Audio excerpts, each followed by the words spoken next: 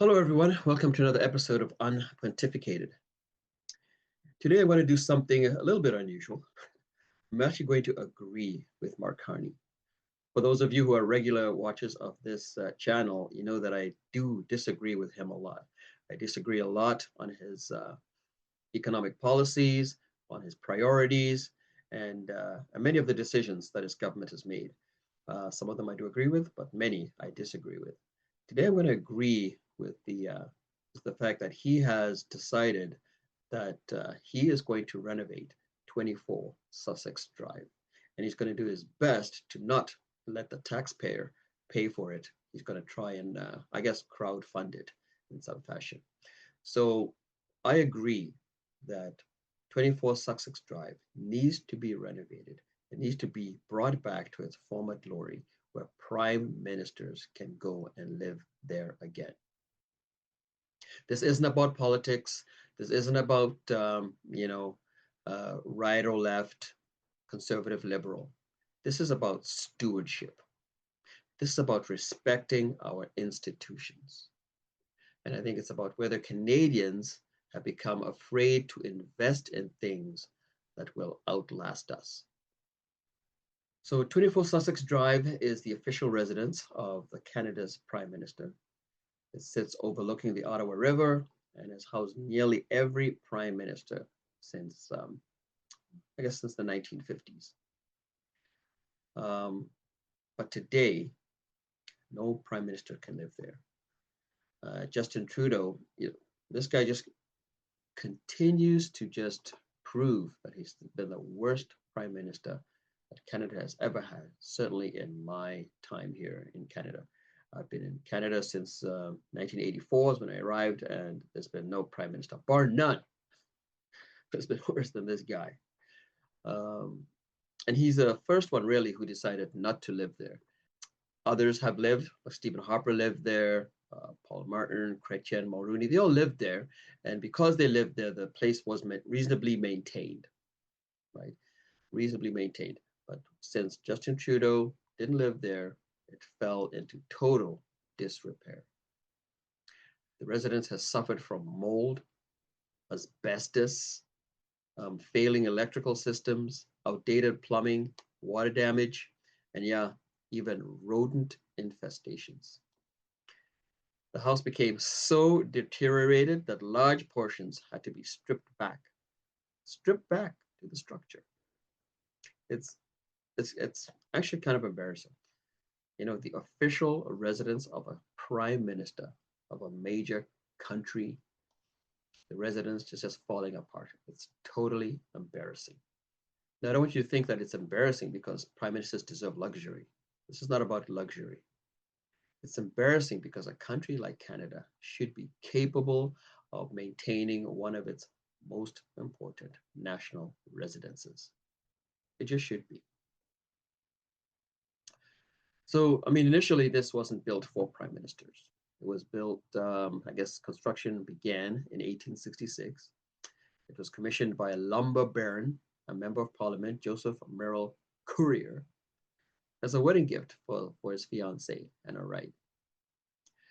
The federal government expropriated the property during the 1940s to consolidate Crown ownership along the Ottawa River.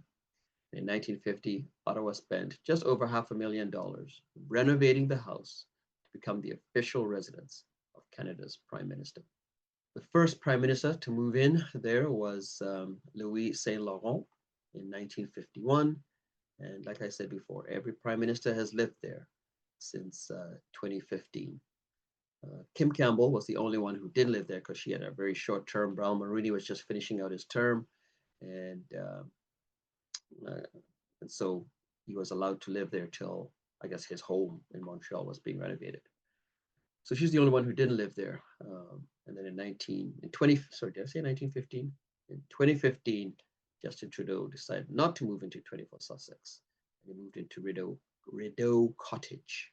And in fact, Mark Carney lives in the Rideau Cottage himself. But during that time, there were a lot of studies, year after year, estimate after estimate, and this, studies on the renovation of 24 Sussex Drive. And while studies were being done year after year and on, the house just began to continue to deteriorate.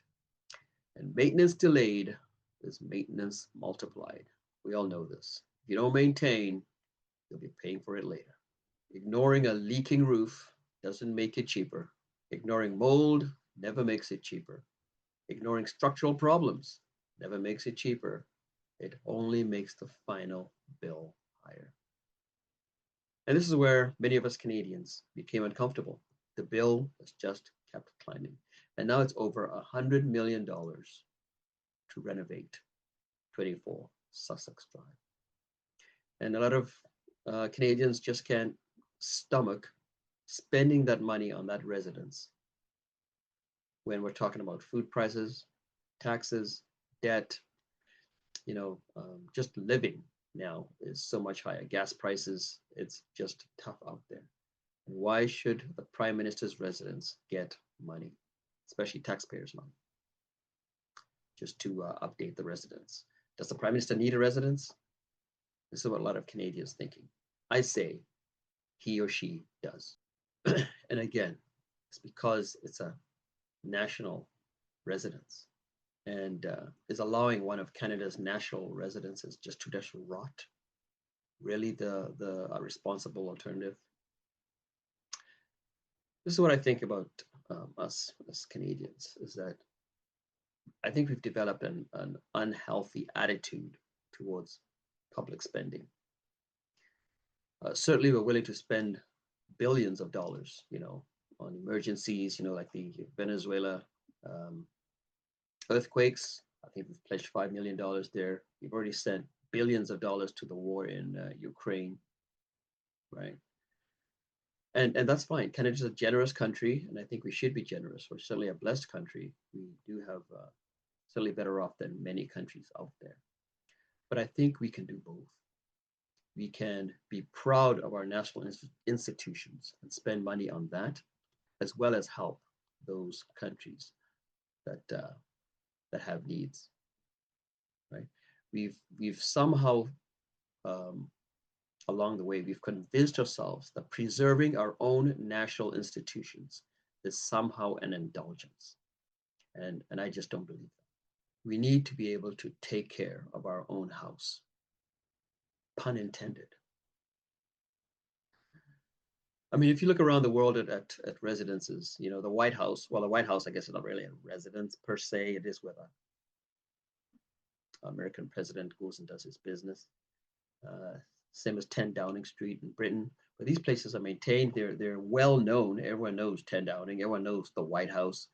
Even third world countries, you might want to call them that, but the state houses, they're maintained by the government, I guess, and these are places where other statesmen, other leaders who are visiting the country go and visit. It's a place where you want to show a part of Canadiana, and 24 Sussex Drive should be a part of Canadiana. It absolutely should. Now, I just want to be clear that this isn't just about luxury. I don't support extravagance.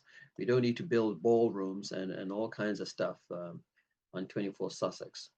I don't support waste. I don't want to be, gold-plated renovations and unnecessary spending.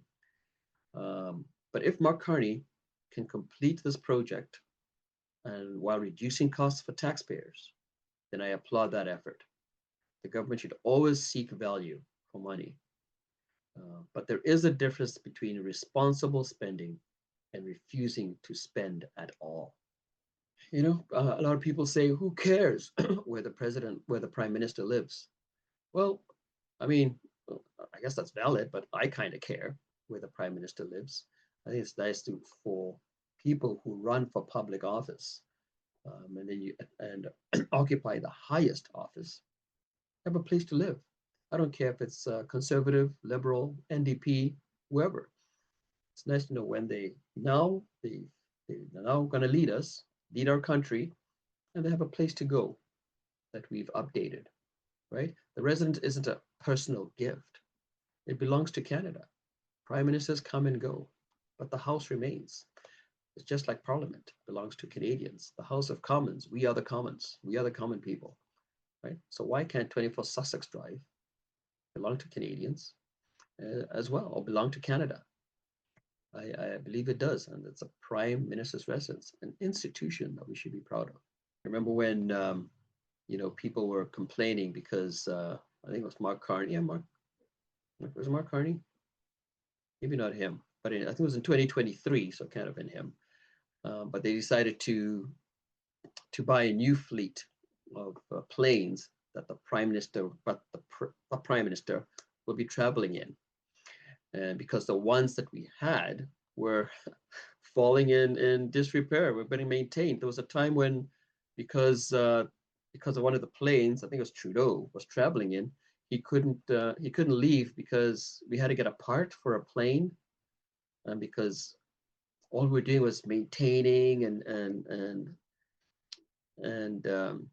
trying to band-aid these planes that we had. So it was time to buy some new ones. And I have no problem with that. Why should our prime minister travel in dangerous planes? He's our prime minister. I think there's too much partisanship instead of just admitting that, look, this is the highest office. It's part of someone who represents our country, our great country. They shouldn't be traveling in dangerous planes and old planes and rickety things that we're just band-aiding. To be traveling in a nice plane. Sometimes there's something to be said for what's the word I'm looking for? What's it that guy said? I'm entitled to my entitlements. But as a prime minister, you're entitled to certain things. Surely we can't begrudge a prime minister that. Surely. This is not just about partisanship. It's a prime minister. I don't care who it is. There's something about being entitled to some things when you're prime minister. I think one of them is a decent plane, decent place to live in. I think the problem we have here in Canada, our thought process, we almost have a poverty mentality, or an inferiority complex. I don't know what it is, but this really isn't about the house. It's about deferred maintenance. Like, why do you defer the maintenance of the house? Just because you don't think it's politically expedient? Is that why? You think Canadians won't vote for you again because you maintained the house? I don't know. We seem to just have an issue with spending money on things that are not popular because we think that'll be better for us politically. So, whether it's roads, bridges, military equipment, our military was just in shambles. Right now, thankfully, Mark Carney is doing a big influx of money into the military, which I think is good. I think it's great. But, when governments postpone maintenance because they're afraid of political backlash, taxpayers always pay more in the end.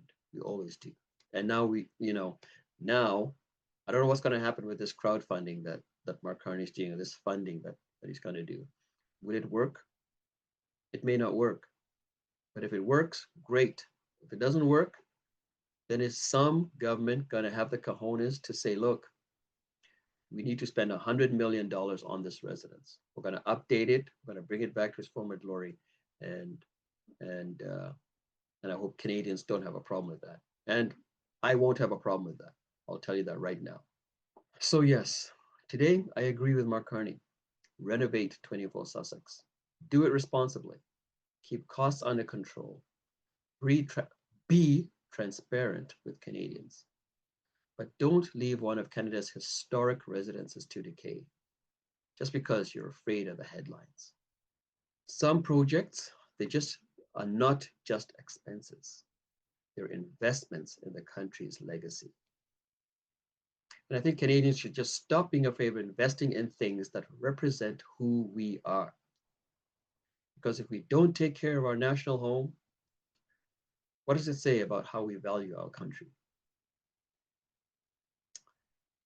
I don't know what you guys think, but this is not just a story about one building. It's a story about stewardship, We inherit a country from those who came before us. Our responsibility is to leave it in a better condition for those who came after us. That applies to our economy, that applies to our institutions, it applies even to the house at 24 Sussex Drive. Renovate away, Mark Carney. What do you guys think? I appreciate your comments. I'd really like to hear what you have to say, and like and subscribe, especially if you agree. Talk to you next time. Bye-bye.